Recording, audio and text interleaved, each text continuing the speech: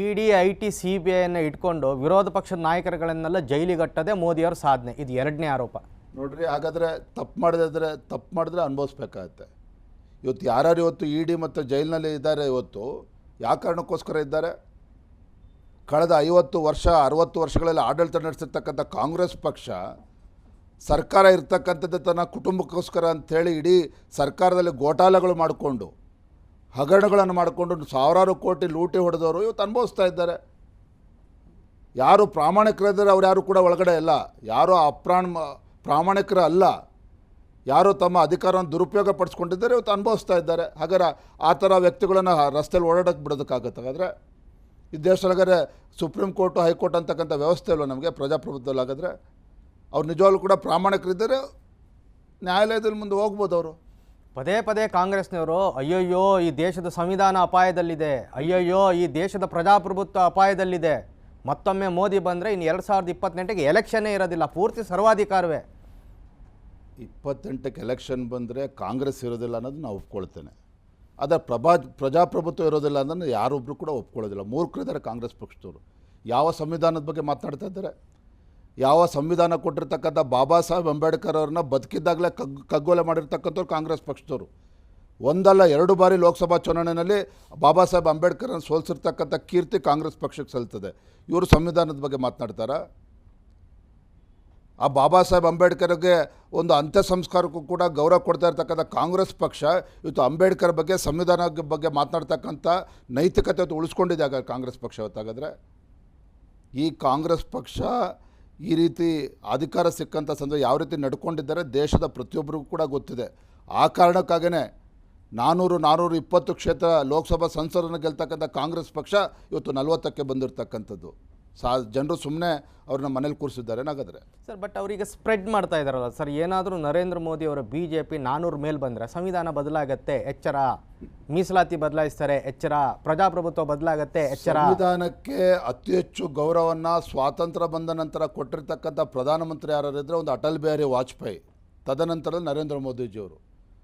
ಬಾಬಾ ಸಾಹೇಬ್ ಅಂಬೇಡ್ಕರ್ ಅವರ ಕೆಲವು ಪವಿತ್ರ ಕ್ಷೇತ್ರಗಳು ಪುಣ್ಯ ಕ್ಷೇತ್ರಕ್ಕೆ ಇವತ್ತು ಅಭಿವೃದ್ಧಿ ಮಾಡಿದ್ದಾರೆ ಅಂದರೆ ಇದು ನರೇಂದ್ರ ಮೋದಿ. ಮತ್ತೊಂದು ಹೇಳ್ತಾನೆ, ಬಾಬಾ ಸಾಹೇಬ್ ಅಂಬೇಡ್ಕರ್ ಬಗ್ಗೆ ಎಷ್ಟು ಕಾಂಗ್ರೆಸ್ನವರು ಭಾಷಣ ಮಾಡ್ತಾರಲ್ಲ, ಅವ್ರಿಗೆ ಭಾರತ ರತ್ನ ಕೊಟ್ಟಿರ್ತಕ್ಕಂಥದ್ದು ಅಟಲ್ ಬಿಹಾರಿ ವಾಜಪೇಯಿ ಅವರ ಒತ್ತಾಯದ ಮೇರೆಗೆ ಅಂದಿನ VP ಸಿಂಗ್ ಸರ್ಕಾರ ನೀಡಿರ್ತಕ್ಕಂಥದ್ದು ಕಾಂಗ್ರೆಸ್ ಪಕ್ಷದವರಲ್ಲ. ಭಾರತ ರತ್ನ ಎಲ್ಲ ಇವರು ಗಾಂಧಿ ಕುಟುಂಬಕ್ಕೆ ಕೊಡ್ಕೊಂಡಿದ್ದಾರೆ ಹೊರತು ಇನ್ಯಾರಿಗೂ ಕೂಡ ನ್ಯಾಯಬದ್ಧವಾಗಿ ಯಾರಿಗೂ ಕೂಡ ಕಾಂಗ್ರೆಸ್ ಪಕ್ಷದವ್ರು ಕೊಟ್ಟಿಲ್ಲ. ಹಾಗಾಗಿ ಸಂವಿಧಾನದ ಬಗ್ಗೆ ಅಂಬೇಡ್ಕರ್ ಬಗ್ಗೆ ಮಾತನಾಡ್ತಕ್ಕಂಥ ಯಾವುದೇ ಯೋಗ್ಯತೆ ಕಾಂಗ್ರೆಸ್ ಪಕ್ಷ ಉಳಿಸ್ಕೊಂಡು ಇವತ್ತು ನಾನು ಮಾನ್ಯ ಮುಖ್ಯಮಂತ್ರಿಗಳು ಕೇಳ್ತೀನಿ ತಮ್ಮ ಮೂಲಕ, ಇವತ್ತು ಸಂವಿಧಾನದ ಬಗ್ಗೆ ಮಾತನಾಡ್ತೀವಿ ಒಂದು ಕಡೆ, ಮತ್ತೊಂದು ಕಡೆ ನೀವು ರಾಜ್ಯ ಸರ್ಕಾರ ಒಬ್ಬ ಅನುಭವಿ ಮುಖ್ಯಮಂತ್ರಿ ಇರ್ತಕ್ಕಂಥವ್ರು ಇವತ್ತೇನು ಪರಿಶಿಷ್ಟ ಜಾತಿ ಪಂಗಡಗಳಿಗೆ ಮೀಸಲಿಟ್ಟಿದ್ದಂಥ 25,000 ಕೋಟಿ ಅನುದಾನವನ್ನು ನೀವು ಬೇರೆಗಡೆ ವರ್ಗಾವಣೆ ಮಾಡಲಿಲ್ವ? ಹಾಗಾದರೆ ಏನು ನ್ಯಾಯ ಕೊಡ್ತೀರಿ ನೀವು ದಲಿತರಾಗ ಕರ್ನಾಟಕ ರಾಜ್ಯದಲ್ಲಿ? ಮಾತೆತ್ತರ ದಲಿತರ ಬಗ್ಗೆ ಭಾಷಣ ಮಾಡ್ತಕ್ಕಂಥ ಮುಖ್ಯಮಂತ್ರಿಗಳು ಉಪಮುಖ್ಯಮಂತ್ರಿಗಳು ಅನ್ಯಾಯ ಮಾಡ್ತಾಯಿದ್ದಾರೆ ಇವತ್ತು ದಲಿತ ಕುಟುಂಬಗಳಿಗೆ. ಇವತ್ತು ಅವರ ಒಂದು ಅಭಿವೃದ್ಧಿಗೆ ಮೀಸಲಿಟ್ಟಿರ್ತಕ್ಕಂಥ ಹಣವನ್ನು ಇವತ್ತು ಬೇರೆ ಕಡೆಗೆ ವ್ಯತ್ಯಾಸ ಮಾಡ್ತಾ ಇದ್ದಾರೆ.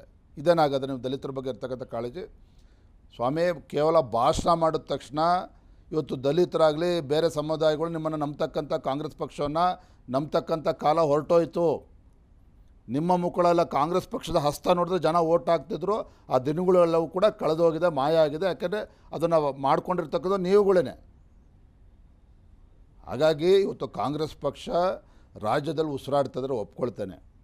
ಅದು ಇದೇ ರಾಜ್ಯದಲ್ಲಿ ಇವತ್ತು ಜನರು ಕೂಡ ವಿಶ್ವಾಸವನ್ನು ಕೂಡ ಕಳೆದುಕೊಂಡಿದ್ದಾರೆ. ಹಾಗಾಗಿ ಭಾರತೀಯ ಜನತಾ ಪಾರ್ಟಿ ಇವತ್ತು ಎಲ್ಲ ಕಡೆ ಅಭ್ಯರ್ಥಿಗಳು ಮುನ್ನಡೆ ಸಾಲ್ತಾ ಇರ್ತಕ್ಕಂಥ. ಸರ್, ಬೆಕ್ಕು ಕಣ್ಮುಚ್ಚಿ ಹಾಲು ಕುಡಿದ್ರೆ ಯಾರಿಗೆ ಗೊತ್ತಾಗಲ್ಲ ಅಂತ ಅನ್ಕೋತಾರೆ. ಹಾಗೆ BJPಯವರು ಹಗರಣದ ವಿಚಾರದಲ್ಲಿ ಅಂತ ಒಂದು ಆರೋಪ. ಎಲೆಕ್ಟ್ರಲ್ ಬಾಂಡ್ ಈ ದೇಶದ ಒಂದು ಬಹಳ ದೊಡ್ಡ ಹಗರಣ ಅಂತ ರಾಹುಲ್ ಗಾಂಧಿಯವರು ಇಡೀ ಭಾರತ್ ಜೋಡೋ ಯಾತ್ರೆಯಲ್ಲಿ ಈಗ ಹೇಳ್ತಾ ಬಂದಿದ್ದಾರೆ.